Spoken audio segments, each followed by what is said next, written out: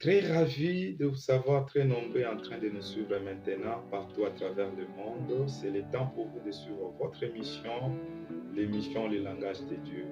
Émission Le langage de Dieu, c'est une émission qui vous apprend à écouter Dieu dans tous ses langages. À la présentation, c'est votre humble serviteur, le prophète Jephté Moalou. Le prophète Jephté Moalou est pasteur principal du centre évangélique Vie éternelle. Il est théologien et écrivain, auteur de différents ouvrages qui traitent sur les songes, notamment les livres secrets de l'interprétation des songes. Aujourd'hui, pendant quelques minutes, nous allons étudier sur comment interpréter un songe. Comment interpréter un songe, c'est le sujet que nous allons développer et au cours de cet enseignement, nous allons découvrir ensemble ce qu'il faut savoir, ce qu'il faut avoir, ce qu'il faut éviter et faire pour interpréter un songe. Bien avant d'aborder notre sujet, j'aimerais ici donner quelques définitions du mot songe, partant de son étymologie. Comme la plupart des mots français, le mot songe nous vient de l'hébreu, du grec et du latin. Comme la plupart des mots français, le mot songe nous vient de l'hébreu, du grec et du latin. De l'hébreu, ce mot nous vient du terme shalom, qui signifie littéralement rêve ordinaire ou songe prophétique. Ce même mot nous vient également du latin somnium. Le mot somnium est traduit littéralement par le mot rêve. Le mot rêve signifie une série d'images incohérentes qui se présentent dans l'esprit de l'homme durant ou pendant le sommeil. C'est exactement comme un film qui aurait été mal monté. Et ce même mot somnium est probablement relatif à une divinité romaine du sommeil appelée Somnius. Et cela selon le panthéon romain et la mythologie grecque. Pourquoi? Parce que les Romains et les Grecs auraient célébré la même divinité sous différentes appellations. Et celui que les Grecs pouvaient appeler du nom de Hypnos, les Romains les a appelés du nom de Somnius. Il était le dieu du sommeil selon la mythologie grecque. Et le même mot songe nous vient également du grec ancien oneiros. Le terme oneiros nous donne la famille de mots français onirique, onirologue, onirologie.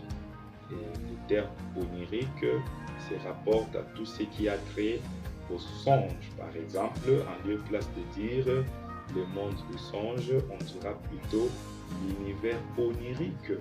De même, en lieu place de dire tel enseigne sur les songes, on dira plutôt que c'est un onirologue.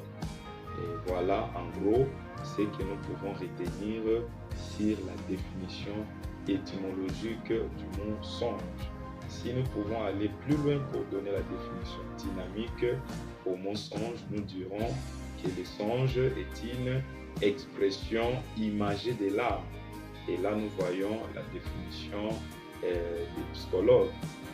Selon le psychologue, le songe est une expression imagée de l'âme, c'est-à-dire le songe révèle notre être intérieur.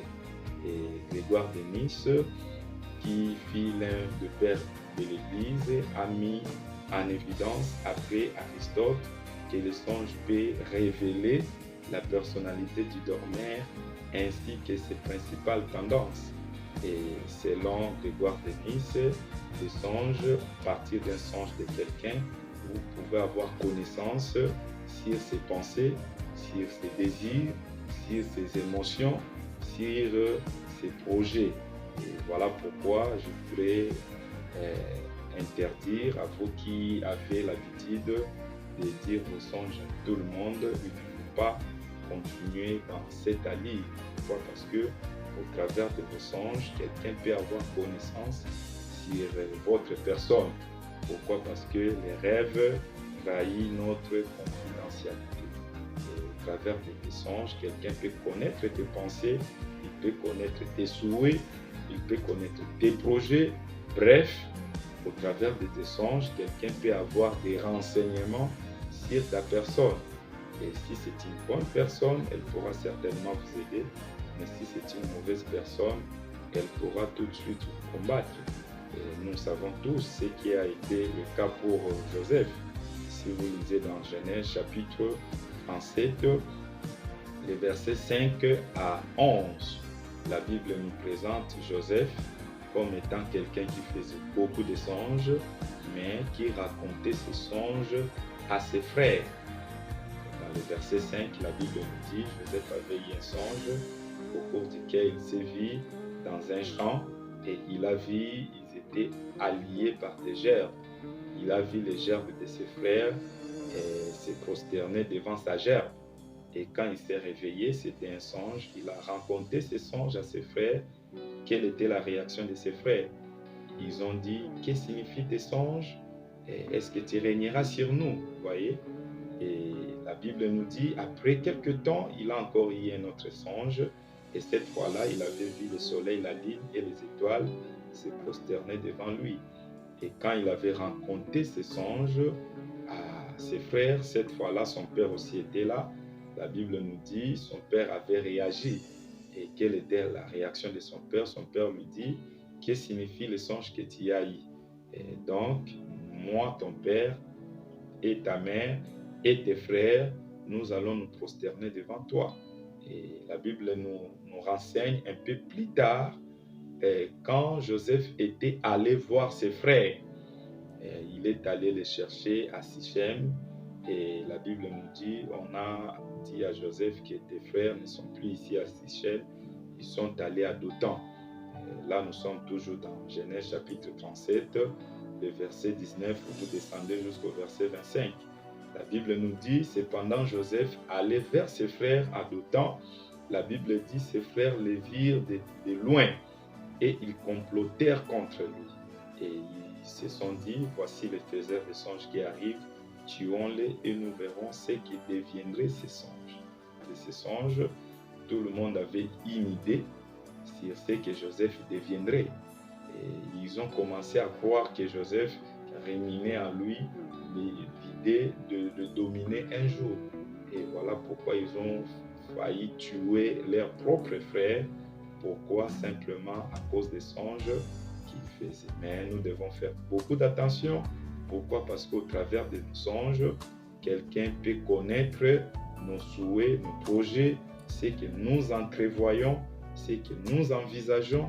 Et si c'est une bonne personne, elle pourra certainement nous aider. Et si c'est une mauvaise personne, elle pourra tout de suite nous combattre. S'il faudrait donner autre définition au mot songe, nous dirons les rêves est une voie royale qui mène à l'inconscient ou au subconscient de l'homme. Et là, nous voyons la définition de Freud. Freud fut le père de la psychanalyse moderne. Et selon Freud, s'il faudrait résumer la conception freudienne du rêve, nous dirons que les rêves est un grand révélateur de l'âme profonde.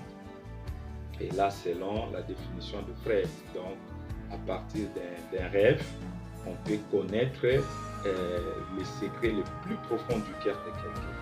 Voilà pourquoi j'insiste à vous qui êtes en train de nous suivre, à vous qui avez l'habitude de parler, de dire de vos songes à tout le monde. Il ne faut pas continuer dans cette année. Pourquoi? Parce que au travers de vos rêves, quelqu'un peut connaître les secrets les plus profonds de votre cœur. Alors, vous devez faire beaucoup d'attention. Pourquoi? Parce que si vous allez plus loin dans le Talmud, c'est les recueils des lois du judaïsme post-biblique. Dans le Talmud, il est dit, l'homme rêve selon ce qu'il est.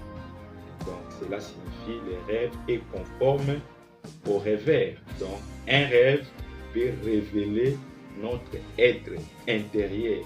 Un rêve peut trahir notre confidentialité. Les rêves peuvent parler du rêveur sans ses consentements.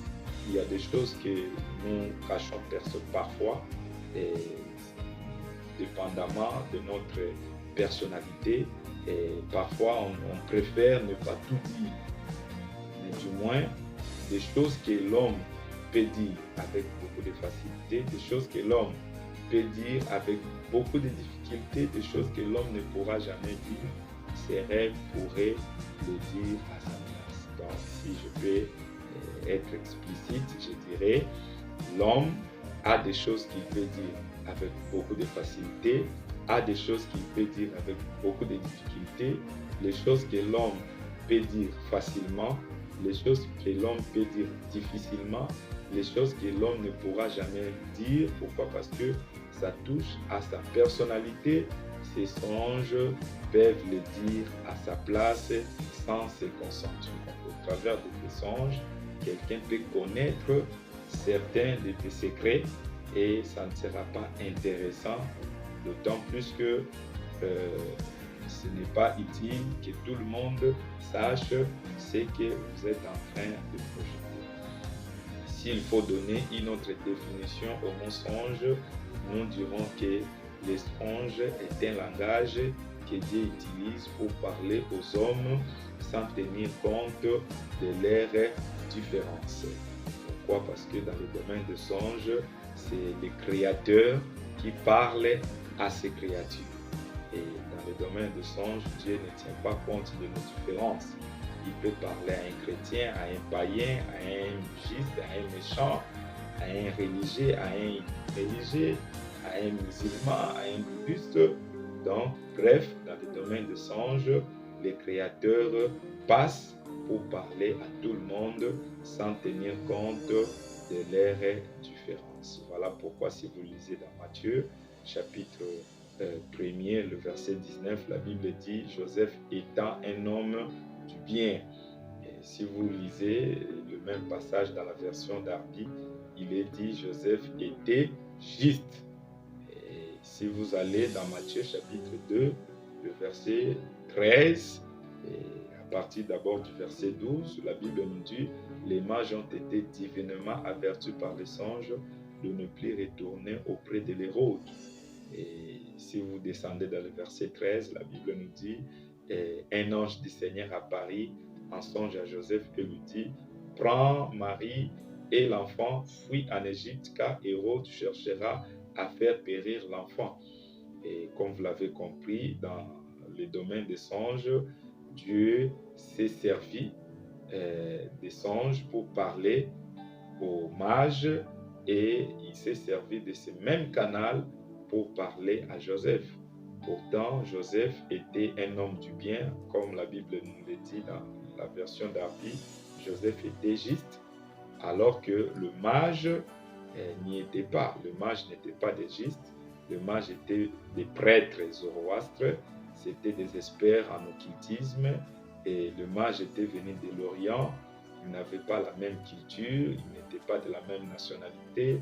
Il n'avait pas la même tendance. Il ne voyait pas les choses de la même manière. Il n'invoquait pas non plus le même Dieu.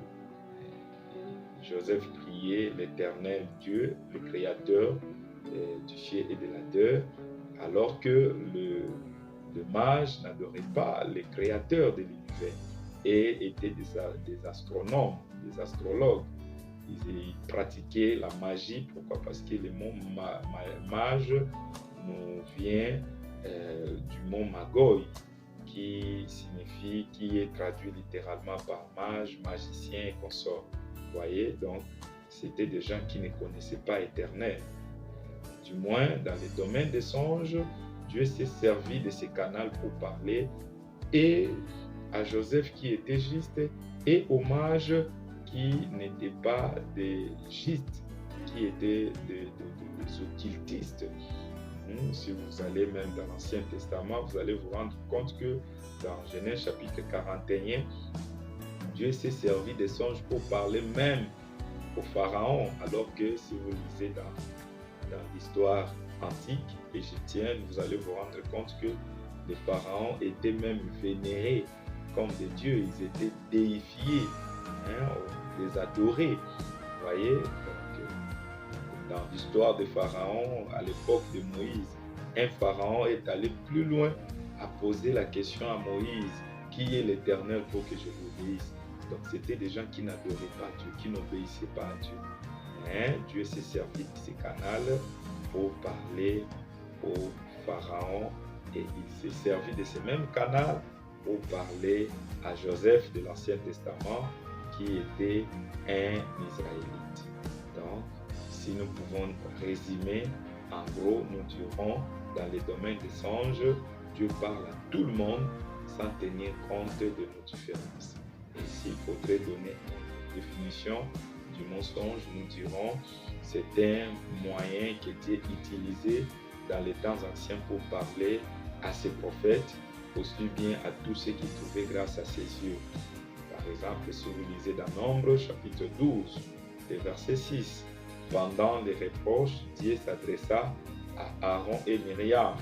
Et l'Éternel Dieu leur dit, s'il y aura parmi vous un prophète, moi l'Éternel, je me révélerai à lui dans une vision et je lui parlerai dans un songe. Il n'en est pas ainsi pour mon serviteur Moïse à qui je communique à vive voix. Vous voyez, donc Moïse écoutait Dieu de vive voix et Dieu lui parlait bouche à bouche. Et Dieu voulait reprocher Aaron et Myriam parce qu'ils ont voulu se liguer contre Moïse. Et voilà pourquoi Dieu les avait prévenus en leur disant, s'il y aura un prophète parmi vous, c'est dans une vision que moi, l'Éternel, je vais me révéler à vous. C'est dans un songe que je lui parlerai. Donc cela suppose que Dieu parlait à ses prophètes par le biais de certains songes. Et vous allez les remarquer également dans le livre de Jérémie, chapitre 23, le verset 28. L'Éternel est en train de parler par la bouche de Jérémie, le prophète. Il dit que le prophète qui a eu un songe raconte ses songes et que celui qui a entendu ma parole rapporte fidèlement ma parole. Donc, le songe ici est assimilé à la parole de Dieu. Si nous lisons également le livre de Job, chapitre 33, dans le verset 14, il est dit, Dieu parle cependant tantôt d'une manière, tantôt d'une autre, mais l'on ne prend point garde. Dans le verset 15, il est dit, il parle par des songes, par des visions nocturnes, lorsqu'on est tombé dans un profond sommeil. Donc, l'Éternel Dieu ne parle pas seulement par des prophéties comme certains le pensent. L'Éternel Dieu ne parle pas seulement par le biais des prédications, il passe aussi par certains songes que nous faisons. Voilà pourquoi je voudrais aussi insister à tous ceux-là qui ont l'habitude de négliger les songes. Il ne faut pas continuer dans cette année. Et Dieu qui parle par la vision, par la prophétie, passe aussi par les moyens de certains songes que nous faisons. Voilà pourquoi nous devons apprendre à écouter Dieu même par les moyens de nos certains songes. Quand vous faites un songe, il ne faut pas négliger les songes. Pourquoi? Parce que au travers de ces songes, Dieu peut passer pour véhiculer sa parole. Et voilà en gros ce que nous pouvons retenir sur les définitions du mot songe. Et nous devons donner la réponse à notre thème, notre sujet. Et comme nous le savons tous, nous sommes en train d'étudier sur comment interpréter un songe. Et pour répondre à cette question, pendant quelques minutes, nous allons découvrir ensemble ce qu'il faut savoir pour interpréter un songe. La première des choses qu'il faut savoir pour interpréter un songe, c'est d'établir la différence qui existe entre origine et type de songe. C'est vraiment important de savoir établir la différence entre origine et type de songe. Pourquoi? Parce que la personne qui veut interpréter un songe doit avoir une certaine connaissance sur les origines des songes, mais aussi sur les différents types de songes. Et pourquoi elle doit connaître les origines des songes? Pourquoi? Parce que c'est important, parce que tout songe ne vient pas forcément de Dieu comme certains le pensent.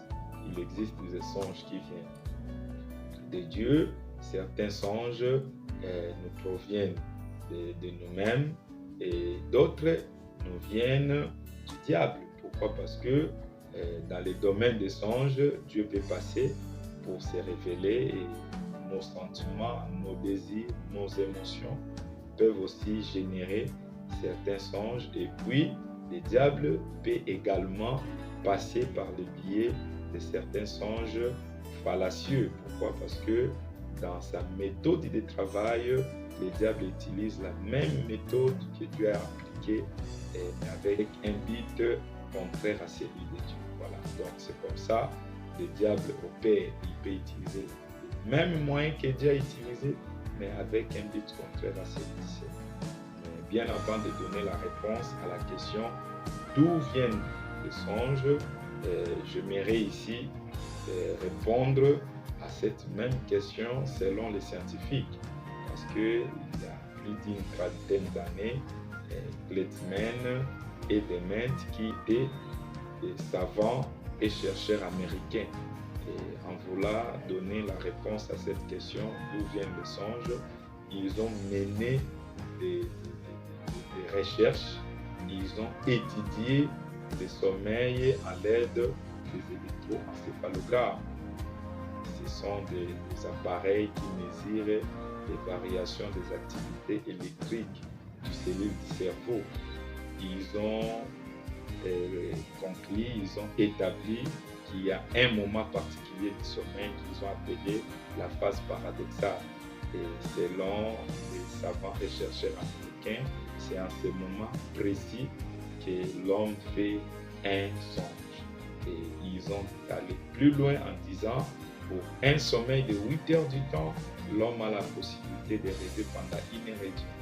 Et voilà, en résumé, c'est que les scientifiques ont donné comme réponse à la question d'où viennent les songes.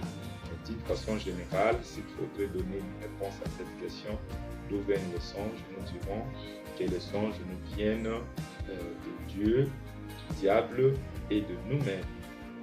Voilà pourquoi j'insiste à vous qui avez l'habitude ou qui croyez que tout songe est un message divin. Je vous dis que tout songe ne vient pas forcément de Dieu comme vous pouvez le croire. Il existe des songes divins, il existe des songes humains, il existe aussi des songes sataniques. Et voilà, en résumé, ce que nous allons étudier très prochainement. Et si vous avez aimé cet enseignement, n'hésitez pas à vous procurer de cet ouvrage, parce que cet enseignement, nous l'avons tiré dans notre livre Secret de l'interprétation des songes. Et pour vous procurer de cet ouvrage, vous pouvez simplement taper www.langagededieu.com et vous allez trouver les livres dans notre librairie en ligne. Vous pouvez trouver et télécharger la version électronique et pourquoi pas commander les livres en papier en nous écrivant sur notre numéro WhatsApp plus 243 89 89 21 164. Je reprends, vous pouvez commander les livres en papier en nous écrivant sur plus 243 89 89 21 164. N'hésitez pas de nous écrire et pourquoi pas nous faire parvenir vos différentes préoccupations aux songes et au travers de notre personne, Dieu ne manquera pas de vous donner une interprétation. Et n'hésitez pas non plus de vous abonner dans notre chaîne et pourquoi pas de liker et pour que vous soyez toujours au parfum de tout ce que nous allons diffuser. Que le bon Dieu vous bénisse. À la prochaine. Ciao.